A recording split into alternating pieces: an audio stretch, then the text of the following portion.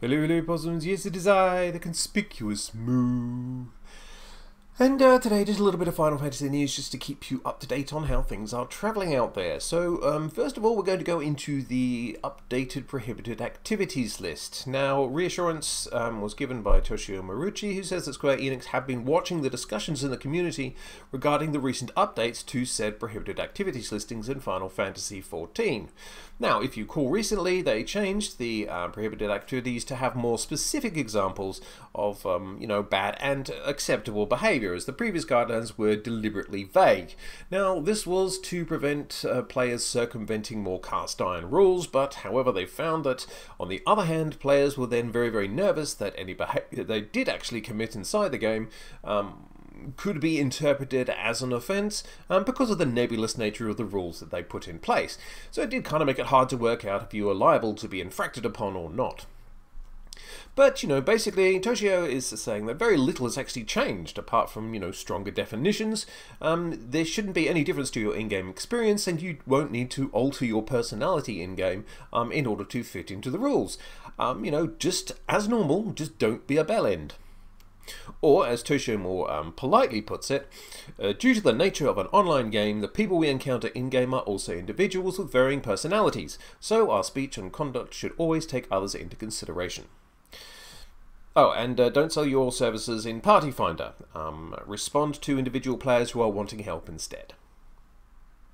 Moving on, letter from the producer, also known as the live letter, is back on November the 5th at 1900 PDT. That is 0200 in London on Saturday morning, and 1000 on Saturday morning in Singapore, if you happen to be there at the time.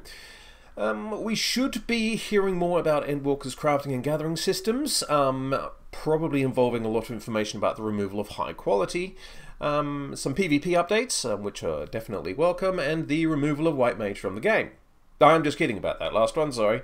I really do love those guys and girls, and God did I need them recently. But that's another story. This one probably won't be 7 hours long like the last one, but it's probably going to be a cracking watch all the same.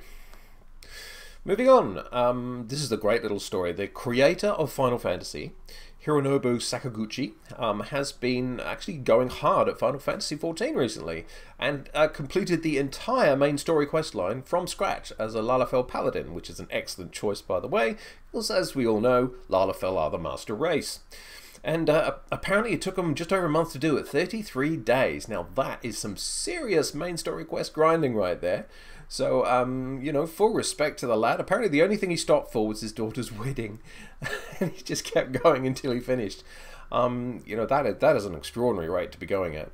And how satisfying must it be to have created the whole thing and now seeing its 14th iteration and being inside that world that you started. Moving on, this is for Apple Mac users. If you are playing on Apple Mac, Square Enix have requested that you don't upgrade to the new operating system Monterey just yet. That went live on the 26th of October. They're saying that they're not really ready to support it until around about the end of the year, so, they're asking people to hold off. However, if you're like me and you have upgraded already, please do not panic too much. Final Fantasy XIV is still running fine on Monterey. It's just, there won't be any actual supports in place. In my news, I've actually finished Shadowbringers now, and I've maxed out my crafting professions as well, so I am allegedly ready for whatever Endwalker has for us. Yes, I know there's a ton of other things that I could be doing to get ready, and, I could grind relic weapons or something else, but, it's actually quite nice to be swinging a big axe around instead of, fiddling about with books and fairies for a change, so, Personally, I'm just looking forward to experiencing Final Fantasy XIV with a normal patch cadence. And, with everyone experiencing everything together like an MMO should be. With any luck, it should be a little less choppy than Shadowlands turned out to be. And as the Twitter is telling us, there are just 17 days left until Final Fantasy XIV Endwalker enters early access. So, yay! Anyway, that's enough from me. Please feel free to like and moo and share and comment and popoto and moo and partake in other cow-related activities. And I will see you next time.